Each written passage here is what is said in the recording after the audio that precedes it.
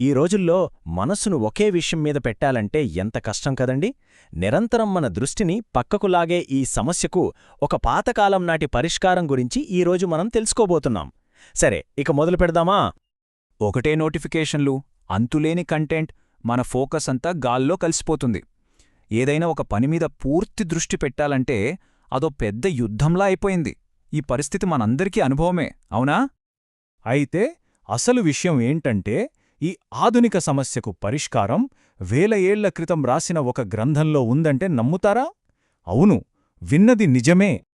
సరే, ఈరోజు మన ప్రయాణం ఎలా ఉండబోతోందంటే, ముందుగా మనం ఎదుర్కొంటున్న ఈ సమస్య గురించి చూద్దాం. ఆ తర్వాత దీనికి మన ప్రాచీన గ్రంథాలు ఏం సమాధానం చెబుతున్నాయో తెలుసుకుందాం. అటుపైన ఒక తాబేలు చెప్పే రహస్యమేంటో, మనలోని పాముల్ని ఎలా కంట్రోల్ చేయాలో, అసలీ కంట్రోలంతా ఎందుకో చివరికి తెలుసుకుందాం. సరే, మొదటి భాగానికొచ్చేద్దాం. ఆధునిక పోరాటం.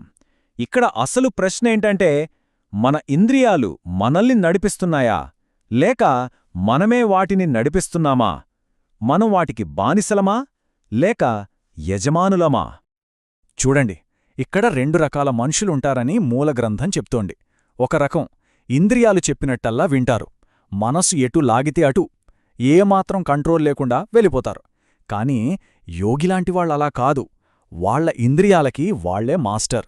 తమ శక్తిని ఎక్కడ పెట్టాలో వాళ్లే నిర్ణయించుకుంటారు. సరే, ఈ సమస్య గురించి చూశాం కదా, మరి దీనికి పరిష్కారమెక్కడుంది?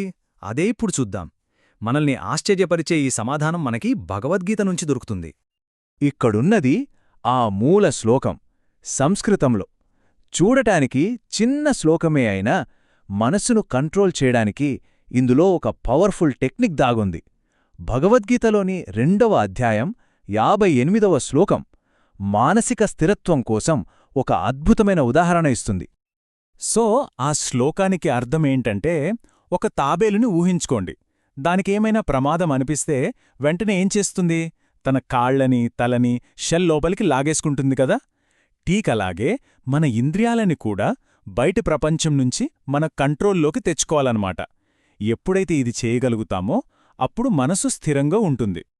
వినడానికి చాలా బావుంది కదా ఈ తాబేలు ఉదాహరణ.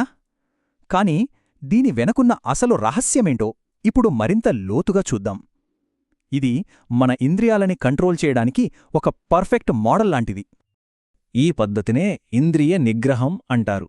అయితే ఇక్కడ మనం గుర్తుపెట్టుకోవలసిన ఒక ముఖ్యమైన విషయం ఏంటంటే, ఇది మన కోరికలను చంపుకోవడం కాదు, అస్సలు కాదు. ఇది వాటిని తెలివిగా మేనేజ్ చేయడం. మన కళ్ళు, చెవులు, మన మనసు, వీటిని ఎప్పుడు ఎక్కడ ఎలా వాడాలో మనమే డిసైడ్ చేయడం అన్నమాట. ఓకే, మరి ఈ తాబేల్ మార్గాన్ని ప్రాక్టికల్గా ఎలా ఫాలో అవ్వాలి? దీన్ని మనం ఒక 4 సింపుల్ స్టెప్స్గా చూద్దాం. ఫస్ట్ స్టెప్, మన ఇంద్రియాలు అంటే కళ్ళు, చెవులు, ముక్కు ఇవన్నీ తాబేలు కాళ్ళు, తలలాంటివి అనుకోవాలి. సెకండ్ స్టెప్, మనల్ని డిస్ట్రాక్ట్ చేసేవి ఏంటో గుర్తించాలి. ఫోనా, టీవీనా, ఏంటివి? థర్డ్ స్టెప్, తాబేలులాగే మన ఫోకస్ని బయటనుంచి మన లోపలికి తిప్పుకోవాలి. ఇక ఫైనల్ స్టెప్, అవసరమైనప్పుడు ఒక నిర్దిష్టమైన పని కోసం మాత్రమే మన ఇంద్రియాలని బయటికి పంపించాలి. అంతే. సరే, తాబేలు అనేది మనల్ని మనం కాపాడుకోవడానికి ఒక డిఫెన్సివ్ టెక్నిక్ లాంటిది. కానీ ఇంకొక పవర్ఫుల్ పోలిక కూడా ఉంది. ఇది కొంచెం యాక్టివ్ అప్రోచ్. అదేంటంటే, మన లోపలున్న పాముల్ని లొంగదీసుకోవడం. అవును, విన్నది కరెక్టే. మన ఇంద్రియాలని విషమున్న పాములతో పోల్చారన్నమాట. వినడానికి కొంచెం షాకింగ్గా, కొంచెం కఠినంగా అనిపించొచ్చు, కానీ దీని వెనక చాలా లోతైన అర్థముంది.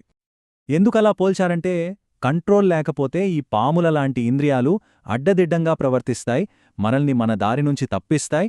అందుకే ఒక పాములవాడు పామల్ని ఎలా అయితే ఆడించి కంట్రోల్లో పెడతాడో, అలాగే ఒక యోగి కూడా తన ఇంద్రియాలని సరైన దారిలో నడిపించాలట. సో ఇక్కడ పాయింట్ ఏంటంటే, వాటిని ఆపడం కాదు, వాటికి సరైన డైరెక్షన్ ఇవ్వడం. ఓకే, ఇదంతా బావుంది. కానీ అసలు ఈ కంట్రోల్ అంతా ఎందుకు? మనల్నే మనం బాధ పెట్టుకోవడానికా? అస్సలు కాదు. దీని వెనక ఉన్న అసలు ఉద్దేశం మన విల్ పవర్ని టెస్ట్ చేసుకోవడం కన్నా చాలా పెద్దది. ఇక్కడ మనం మళ్ళీ ఒకసారి క్లారిటీ తెచ్చుకోవాలి. ఇంద్రియ నిగ్రహం అంటే సన్యాసం తీసుకోవడం, అన్ని సుఖాలని వదిలేయడం కాదు, అస్సలు కాదు. సింపుల్గా చెప్పాలంటే మన శక్తిని సరైన దారిలో పెట్టడం, అంతే.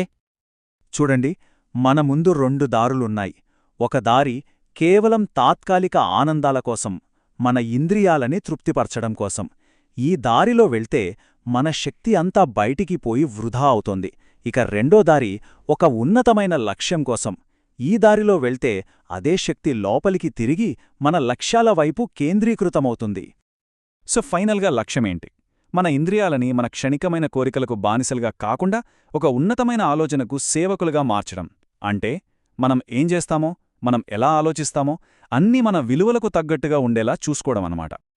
మరొకవేళ ఈ ప్రాచీన జ్ఞానాన్ని ఉపయోగించి మన ఇంద్రియాలపై మనకి పూర్తి పట్టు దొరికితే అప్పుడు మనకి దొరికే ఆ ఏకాగ్రతని, ఆ శక్తిని ఏ వైపు నడిపిస్తారో ఒకసారి ఆలోచించండి.